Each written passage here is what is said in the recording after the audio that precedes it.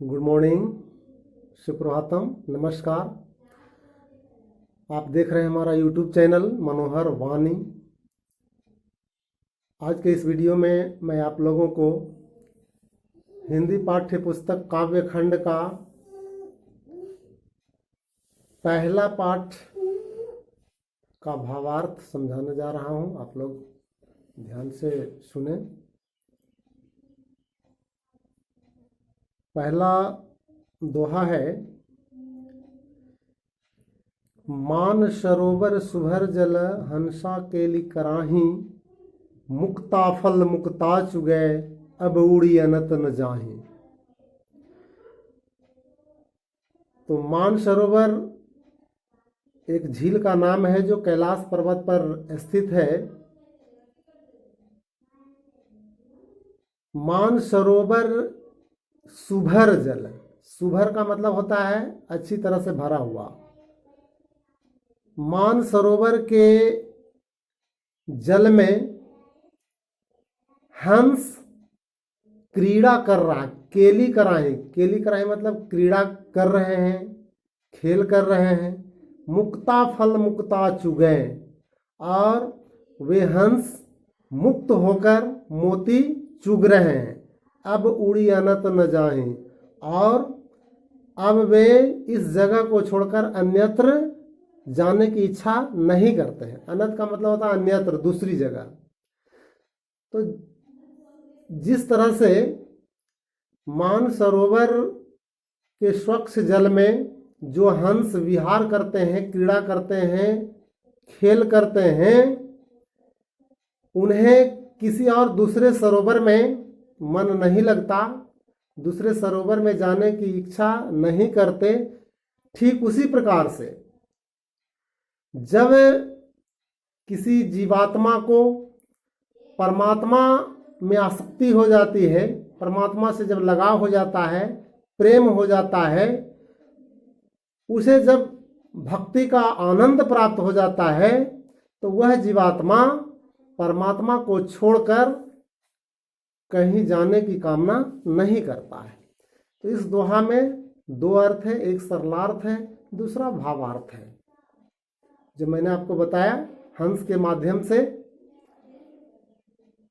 तो वो सरलार्थ है, और जीवात्मा परमात्मा के बीच जो संबंध स्थापित किया गया है वो इसका भावार्थ है।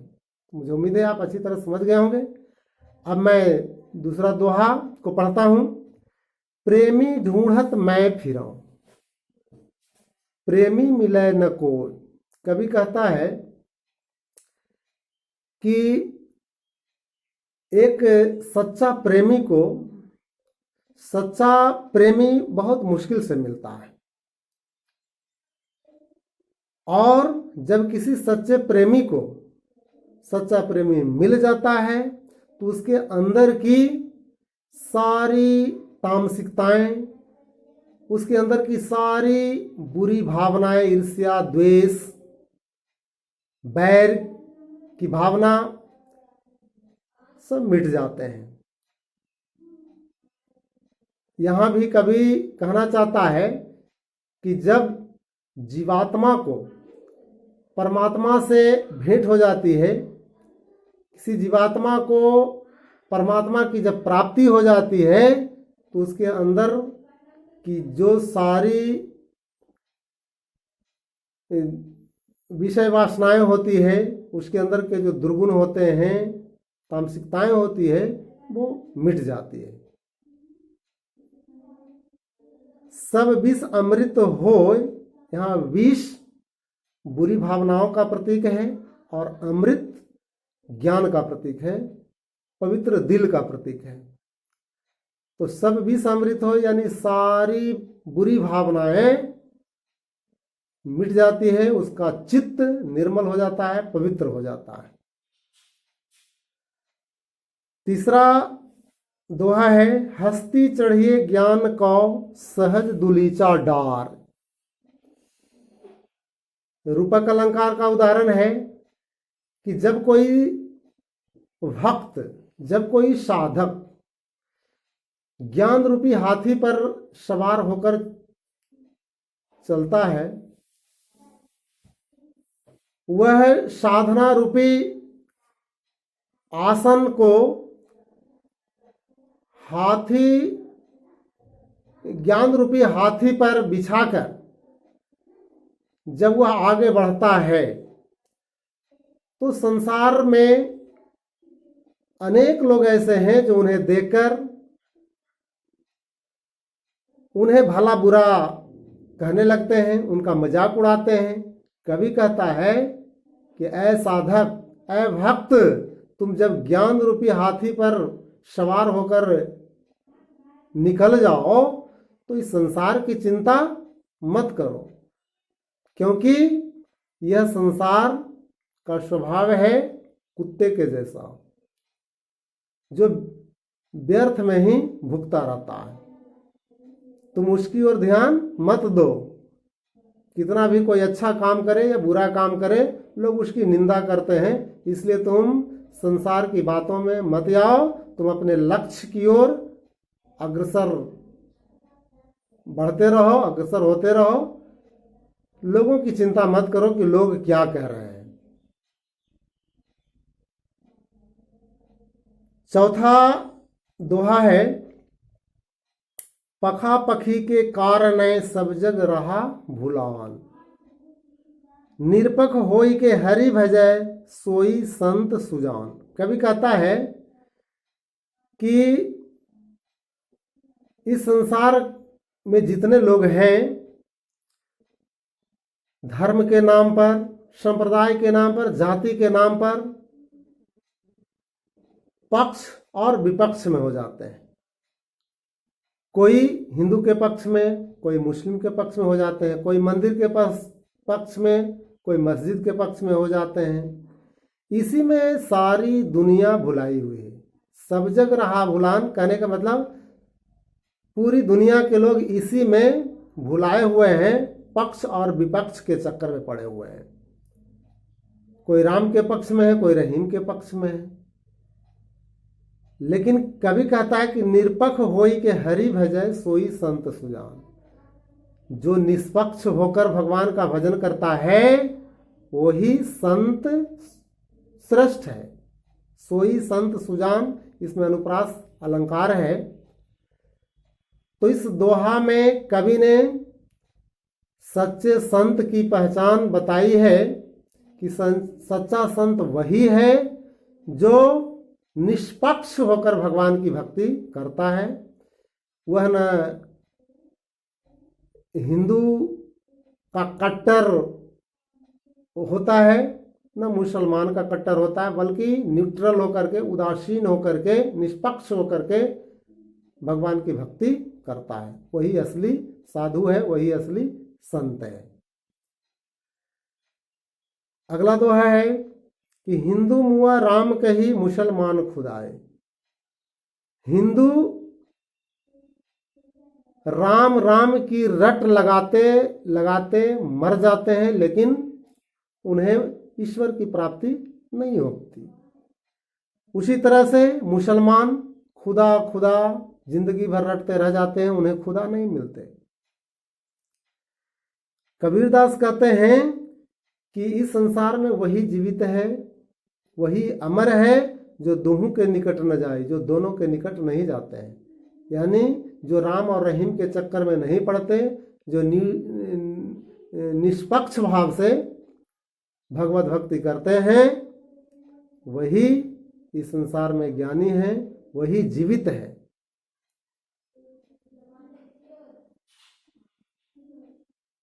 अगला दोहा है, काबा फिरी काशी भया राम ही भया रहीम, मोट चून मैदा भया बैठ कबीरा जीम। तो प्रस्तुत दोहा में कबीरदास कहना चाहते हैं कि जब व्यक्ति के अंदर हिंदू और मुस्लिम के बीच की जो संकीर्ण भाव है वे निकल जाते हैं, यानी जब दिल बिल्कुल पवित्र होता है, मन में किसी तरह की बुरी भावनाएं नहीं होती, भेदभाव नहीं होता, तो उसके लिए काबा और काशी एक समान है। जो कट्टरपंथी नहीं है उनके लिए काबा और काशी एक समान है। काबा मुसलमानों का पवित्र स्थल है, काशी हिंदुओं का पवित्र स्थल है। लेकिन यदि हम सांप्रदायिकता को भुला दें, जाति पाति को भुला दें, तो काबा और काशी में कोई अंतर नहीं रह जाता, दोनों एक हो जाता है। कैसे? जैसे मोट चून मैदा भया बैठ कबीरा जी। जैसे मोट चून यानी मोटा आटा जो अखाद्य होता है, खाने योग्य नहीं होता है, लेकिन उसी को जब मैदा बना दिया जाता है तो वह खाद्य हो जाता है, खाने योग्य हो जाता है, आराम से लोग उसे खाते हैं। तो मोटा आटा जैसे त्याज्य है, उसी तरह से संप्रदायगत जो भेदभाव है उसे मिटा देने का संदेश देते हैं कबीरदास इस दोहा में। और जब किसी के मन में इस तरह की भावना आ जाती है तो उसके लिए मुसलमानों का तीर्थ स्थान जो काबा है, हिंदुओं का तीर्थ स्थान जो काशी है, एक जैसे लगने लगते हैं और बहुत ही स्वच्छ और सुंदर समाज का निर्माण होता है। अंतिम दोहा है कि ऊंचे कुल का जन्मिया जे करनी ऊंच न होय, सुबरन कलश सूरा भरा साधु निंदा सोय। कबीरदास कहते हैं कि किसी व्यक्ति की पहचान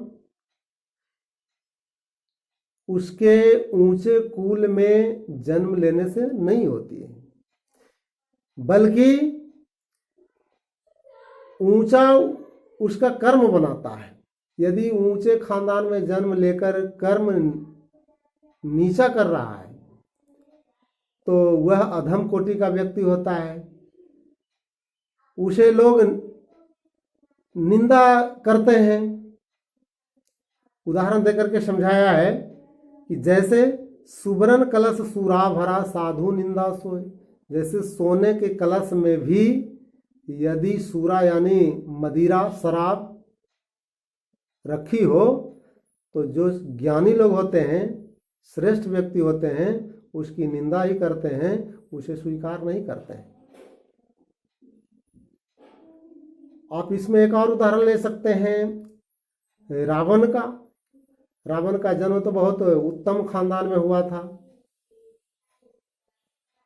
उत्तम कुल पुलस्त कर नाती, शिव बिरंची पूजहि बहुभाति, ऐसा रामचरितमानस में रावण के बारे में कहा गया है। तो इतना उत्तम खानदान में जन्म लेने के बाद भी चूंकि उसका कर्म अधम था, निम्न था, इसलिए आज उसके नाम पर सारी दुनिया थूकती है। उसे लोग घृणा के पात्र समझते हैं। तो किसी व्यक्ति की पहचान उसके कर्मों से होती है, न कि ऊंचे कुल में जन्म लेने से। तो आज के वीडियो में इतना ही। मुझे उम्मीद है कि आप अच्छी तरह से समझ गए होंगे। यदि हमारा ये वीडियो आपको पसंद आए तो ज़रूर लाइक करें, शेयर करें, और वीडियो पर यदि नए हैं तो सब्सक्राइब जरूर करें। धन्यवाद। शुभम भवतु। अद्य दीप्सम।